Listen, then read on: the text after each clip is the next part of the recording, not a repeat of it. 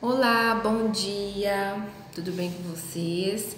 Mais uma aula, mais um dia para a gente recomeçar e fazer tudo de novo. E cada vez que a gente recomeçar, a gente tentar fazer melhor, combinado? Então hoje a gente está na nossa segunda aula, tá? Nossa segunda videoaula.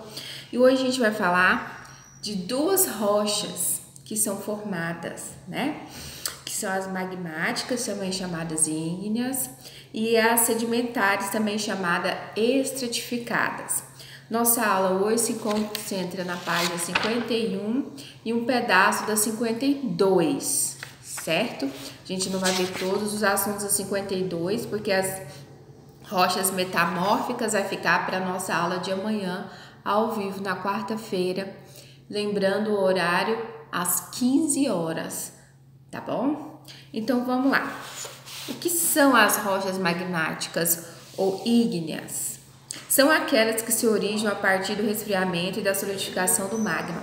Lembra que eu já tinha dito que o nome magmática já nos dá a sugestão de que é algo originado através do que? Do magma, né? No capítulo anterior, vimos que ao ocorrer uma erupção vulcânica, a lava, ao sair da cratera, resfria aos poucos, e com esse resfriamento temos a formação desse tipo de rocha.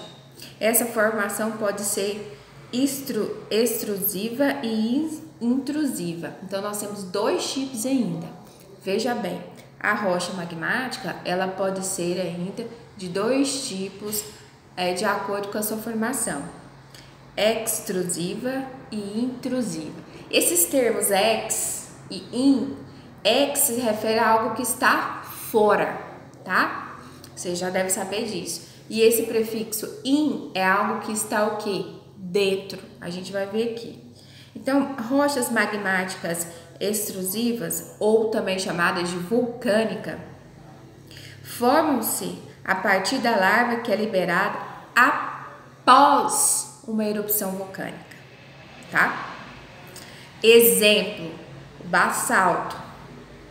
Ele é, então, o basalto é uma rocha originada que depois de uma erupção vulcânica. Rocha magmática intrusiva, também conhecida como plutônica. Formam-se a partir do resfriamento que ocorre ainda no interior da Terra. Lembra que eu falei do prefixo intrusiva? Então aqui, ó, no interior da Terra ainda, dentro da Terra. A extrusiva é o que? Depois do vulcão, fora, já saiu lá de dentro do vulcão, foi para fora. E intrusiva dentro, então dentro da Terra. Desse resfriamento lento, forma-se, por exemplo, o granito, que é tão usado nas construções, certo? Aproveita para depois você pesquisar aí na net, ou até na sua casa, ver se tem algum material de granito, ou alguma casa de algum outro conhecido, em algum lugar, para você observar esse tipo de rocha, certo? Aí você tá vendo aí, ó, a imagem que diz que a partir do depósito de magma originam-se lentamente naturezas as rochas o que? Intrusivas, que são dentro, né? Rochas sedimentares, ou também chamadas de estratificadas. A principal característica desse tipo de rocha é a sua organização em camadas, em estratos. Por isso que ela vem esse nome, estratificada. Estratificada significa que é algo em camadas, estratos, tá? Então a gente vai ver aqui alguma coisa dessa formação, ela ocorreu em forma estratificada, em camadas. Cada camada ou extrato se origina pelos sedimentos de minerais que são trazidos pelo vento ou pela chuva, que se depositam em uma rocha já existente. Então imagina, tem uma rocha aqui, minha mão é uma rocha. Aí vem essas camadas de material trazido pelo vento e forma uma camada aqui. Aí vem mais coisa trazida pelo vento e forma outra camada.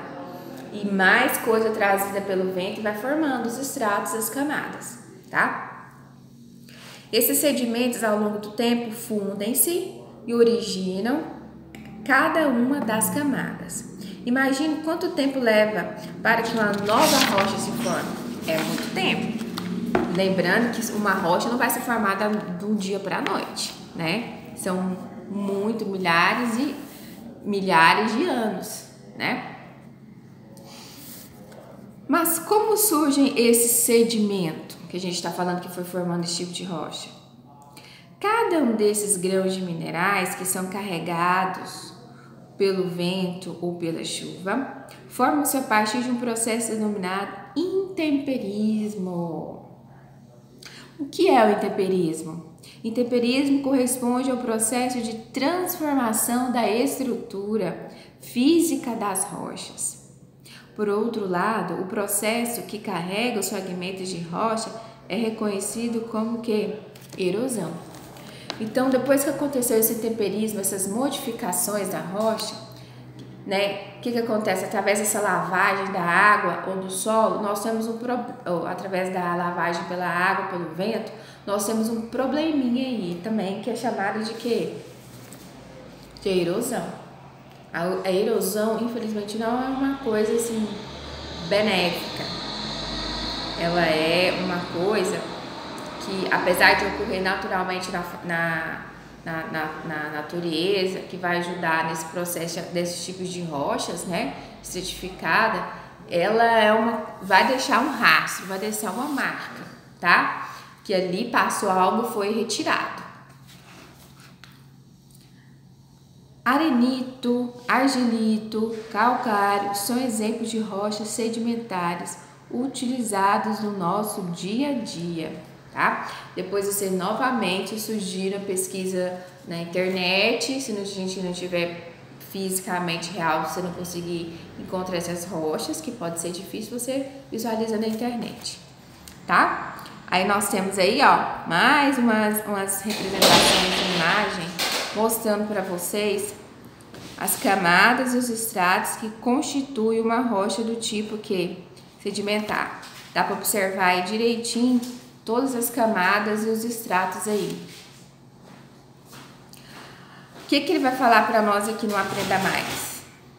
Entre as camadas de uma rocha sedimentar, podemos encontrar restos ou vestígios de seres vivos que habitaram a Terra em épocas remotas.